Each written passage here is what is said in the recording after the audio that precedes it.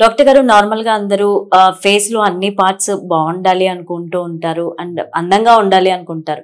So teeth whitening చేయించుకుంటూ ఉంటారు. దానివల్ల లాభాలు ఏంటి?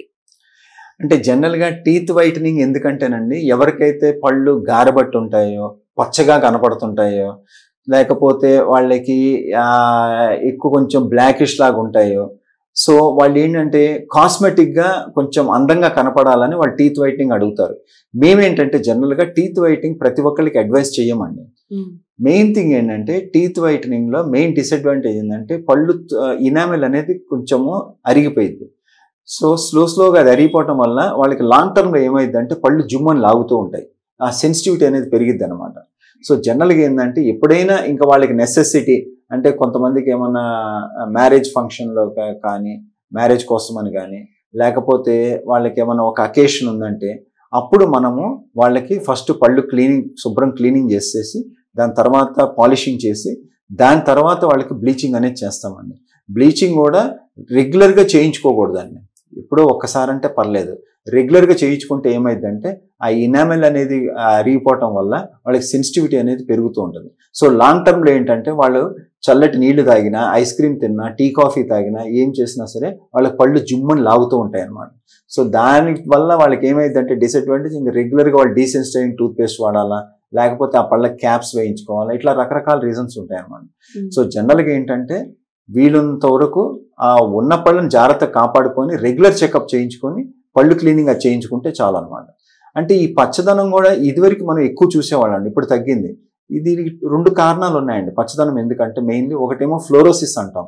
అంటే మనకి ఎక్కడైతే వాటర్లో ఫ్లోరైడ్ కంటెంట్ ఎక్కువ ఉందో ఆ ప్రదేశాల్లో ఎవరైతే పుట్టి పెరిగినారో మొదటి 5 సంవత్సరాల్లో ఆ నీరు తీసుకోవటం వల్ల వాళ్ళకి పళ్ళు అట్లా పచ్చగా కనపడతాయి.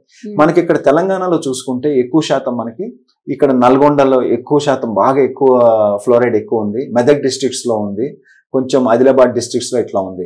అంటే ఆంధ్ర సైడ్ చూసుకుంటే మీకు ఒంగోలు డిస్ట్రిక్ట్స్లో మీకు, అంటే ఇటు మళ్ళీ బాపట్ల డిస్ట్రిక్ట్స్లో కొంచెం కొన్ని డిస్ట్రిక్ట్స్, శ్రీకాకుళం డిస్ట్రిక్ట్స్లో మీకు ఈ పళ్ళు పచ్చగా అనేది కనపడుతూ ఉంటుంది అనమాట. సెకండ్ కారణము కొంచెం అంటే తక్కువ మందిలో మనం చూస్తాము. అదేంటంటే ప్రెగ్నెంట్ ఉమెన్ టెట్రాసైక్లిన్ అనే యాంటీబయాటిక్ వాడితే గనక వాళ్ళు ప్రెగ్నెన్సీ టైంలో అప్పుడు కూడా ఈ పుట్టిన పిల్లలకి పళ్ళు పచ్చగా వస్తాయండి. సో ఇది ఏంటంటే ఇంట్రిన్సిక్ స్టెయిన్స్ అంటాం వీటిని. అంటే మనం పళ్ళు క్లీన్ చేసినా అది పోదనమాట. ఇంకా ఎక్స్ట్రిన్సిక్ స్టెయిన్స్ అంటాం. అవి ఏంటంటే మనకి తిన్న ఆహార పదార్థాలు కానీ, మనం తీసుకున్న ఏమన్నా లేకపోతే కలర్డ్ లిక్విడ్స్, కూల్ డ్రింక్స్ కానీ ఏమన్నా ఎక్కువ తీసుకున్నప్పుడు అప్పుడు పళ్ళు పచ్చగా వచ్చే అవకాశం ఉంటుంది. దానికి ఏం చేస్తామంటే పళ్ళు క్లీనింగ్ చేసేసి పాలిషింగ్ చేసేస్తే అది ఇంకా రెగ్యులర్ జాగ్రత్త మెయింటైన్ చేసుకుంటే పళ్ళు మంచిగా ఉంటాయండి. అలాగే చాలా మంది సరిగా కేర్ తీసుకున్నా సరే నోటి దుర్వాసన, పంటి నొప్పులు అలాంటివి వస్తూనే ఉంటాయి. మరి అటువంటి రాకుండా చాలా లిక్విడ్స్ యూజ్ చేస్తూ ఉంటారు మౌత్ ఫ్రెష్ గా ఉండడానికి, కానీ బబుల్ గమ్ తింటూ ఉంటారు. సో ఇలాంటివి తినడం వల్ల లాభాల కంటే కూడా నష్టాలే ఎక్కువ ఉన్నాయి. సో ఎటువంటి నష్టాలు ఉన్నాయంటారు?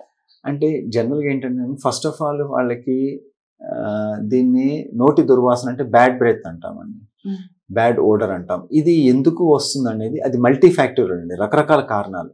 అంటే మనము చిన్నపిల్లల్లో చూసుకుంటే వాళ్ళు సరిగ్గా బ్రష్ చేయకపోవటం వల్ల నోట్లో ఆహార పదార్థాలు ఇరుక్కుపోయి పళ్ళు చిగుళ్ళు ఇన్ఫెక్షన్తో అదొక కారణం ఉంటుందండి, చిన్నపిల్లలు కానీ పెద్దవాళ్ళు కానీ. అయితే ఇంకా వేరే కారణాలు ఏంటంటే డయాబెటీస్ ఎవరికైతే ఉంటుందో, షుగర్ ఉన్న వాళ్ళు, వ్యాధి ఉన్న వాళ్ళకి ఈ పళ్ళ మధ్య ఎముక తొందరగా అరిగిపోతుంటుంది. సో గమ్ ఇన్ఫెక్షన్ ద్వారా వాళ్ళకి నోటి దుర్వాసన వచ్చింది. ఇంకోటి హై బ్లడ్ ప్రెషర్ ఉన్న వాళ్ళకి కూడా, హైపర్ టెన్షన్ ఉన్న వాళ్ళకి ప్రాబ్లం ఉంటుంది. ఇంకా ఇప్పుడు మనం కొంతమంది ఎవరైతే స్ట్రెస్లో ఉంటారో వాళ్ళకి ప్రాబ్లం ఉంటుంది. అంటే నోరు తొందరగా డ్రై అవ్వటం వల్ల కూడా ఇట్లా వస్తూ ఉంటుంది.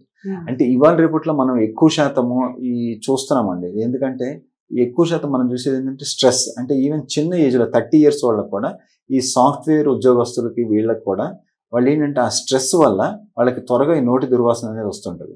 సో మేము అడ్వైస్ చేసేది ఏంటంటే ఎట్లాగూ రోజు పొద్దున రాత్రి 2 సార్లు బ్రష్ చేసుకొని, అట్లాగే మిగతా ఖాళీ టైంలో వాళ్ళు బబుల్ గమ్ అనేది అట్లాంటిది ఏమైనా నవ్వుతూ ఉంటే నోట్లో సెలైవా ప్రొడ్యూస్ అయ్యింది, ఉమ్ము. సో దాని ద్వారా ఏమైందంటే లైట్గా ఏమైనా ఫుడ్ అక్కడ ఏమైనా డిపాజిట్స్ ఉన్నా కూడా క్లీనప్ అయిపోయి మంచిగా ఉంటుంది. సో నోటి దుర్వాసన అనేది రాకుండా ఉంటుంది. ఇంకోటి ఏంటంటే జనరల్గా మౌత్ వాష్ అనేది కొంతమంది యూజ్ చేస్తున్నారు. అదేంటంటే అందులో కెమికల్ ఉంటుంది.